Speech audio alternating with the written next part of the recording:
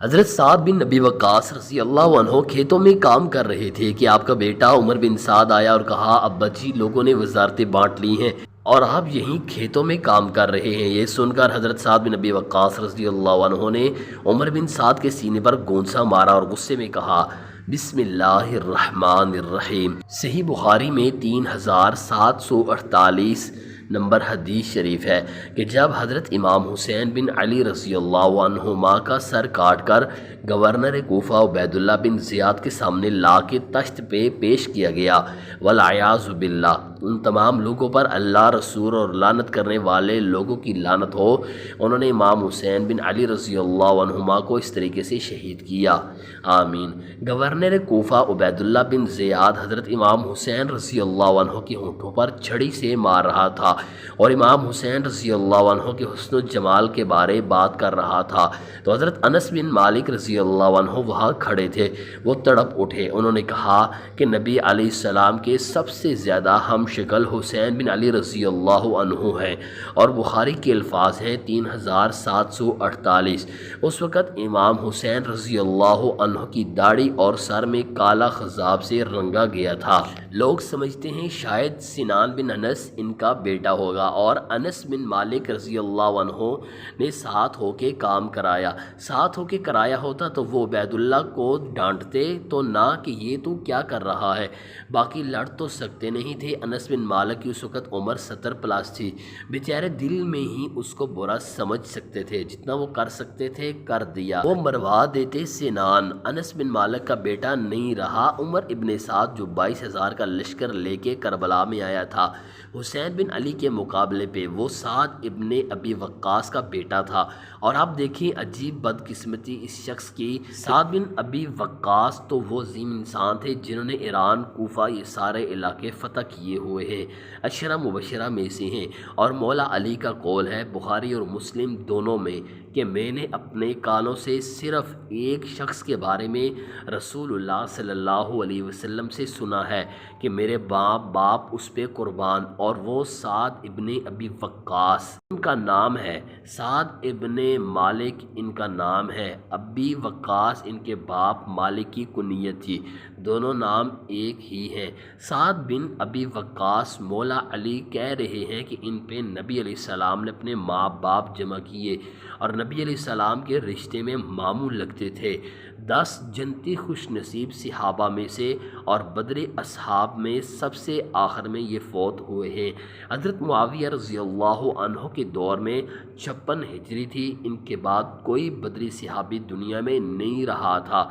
بدری صحابی بہت بڑا ٹائٹل تھا کہ سب سے آخر میں فوت ہوئے۔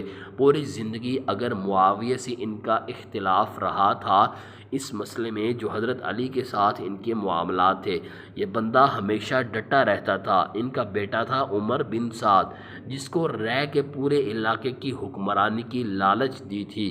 ایران، عراق، افغانستان کے پورے علاقے کو رے کہا جاتا تھا اس زمانے میں۔ باپ دیکھ لو سعد بن نبی وقاص جو مولا علی سے محبت کرنے والا، سنن نسائی الکبریٰ میں موجود ہے۔ 2 تابعین ملنے آتے ہیں، سعد بن ابی وقاص کو کہتے ہیں، سعد بن ابی وقاص ان کو پہلی بات یہ کرتے ہیں کہ میں نے سنا ہے کہ تم حضرت علی کو گالیاں دیتے ہو، معاذ اللہ، ہم علی کو گالیاں کیوں دیں گے؟ فرمایا یہ بنو امیہ کے لوگ اگر میرے سر پہ آرا بھی رکھ دیں اور میرے 2 ٹکڑے کرتے ہیں اور مجھے یہ کہیں کہ میں حضرت علی کے بارے میں کوئی نازیبہ جملہ نکالوں تو میں سعد کبھی بھی ان کے بارے میں کوئی جملہ نہیں نکالوں گا۔ جو کچھ میں نے رسول اللہ سے علی بن ابی طالب کی شان میں سن رکھا ہے، صحیح مسلم میں حدیث موجود ہے۔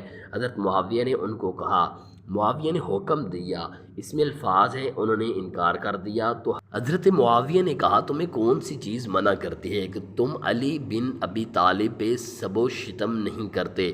انہوں نے کہا معاویہ میں نے 3 فضیلتیں علی کے بارے میں ایسی سنی ہیں، مجھے ایک بھی مل جاتی تو بہت تھی۔ پھر انہوں نے کہا وہ پہلی فضیلت غزوہ تبوک کے موقع پر علی کی میرے ساتھ وہی نسبت ہے جو ہارون کی موسیٰ کے ساتھ، مگر میرے بعد کوئی نبی نہیں۔ دوسری فضیلت خیبر کے موقع پر فرمایا کل اس شخص کے ہاتھ پر جھنڈا دوں گا جو اس کے رسول سے محبت کرتا ہے، اللہ اور اس کے رسول سے محبت کرتا ہے۔ ہم پوری رات اس خوشی سے سوئے نہیں کہ کون ہوگا وہ بندہ۔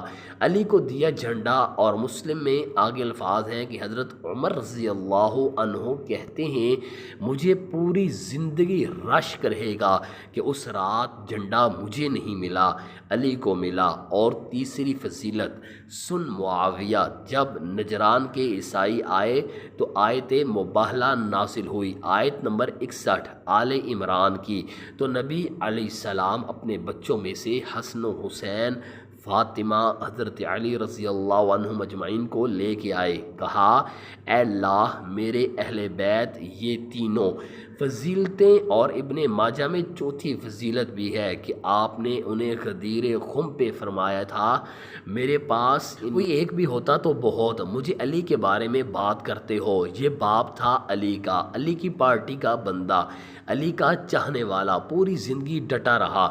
یہ بیٹا تھا عمر ابن سعد، اور اس کے جو لچھن ہیں وہ شروع سے ہی برے تھے۔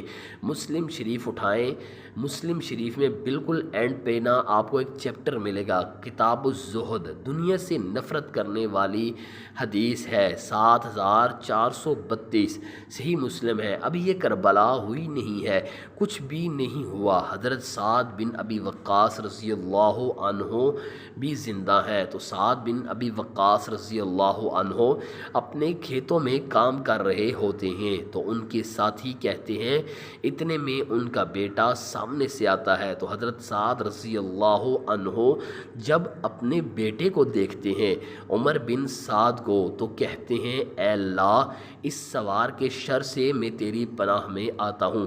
حضرت سعد رضی اللہ عنہ کو پتہ تھا اس بچے نے کیا کام کرنے ہیں، وہ اپنی زندگی میں اسی بیٹے کے شر سے اللہ کی پناہ مانگا کرتے تھے۔ کہتے ہیں جب وہ قریب آیا تو آتے اس نے کہا ابا جی لوگوں نے تو حکومت بانٹ دی ہے، کوئی گورنر بن گیا، کوئی، اور ابا جی آپ یہیں کھیتوں میں کام کر رہے ہیں۔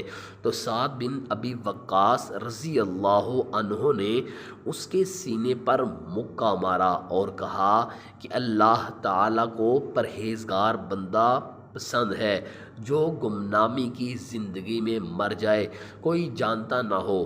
تو یعنی انہوں نے ایک گوشہ نشینی کی زندگی اختیار کر لی، اور بیٹا یزید کی لالچ میں آ گیا، باپ کی نصیحت نہیں پکڑی، آج تک لوگ اس پر لعنتیں بھیج رہے ہیں۔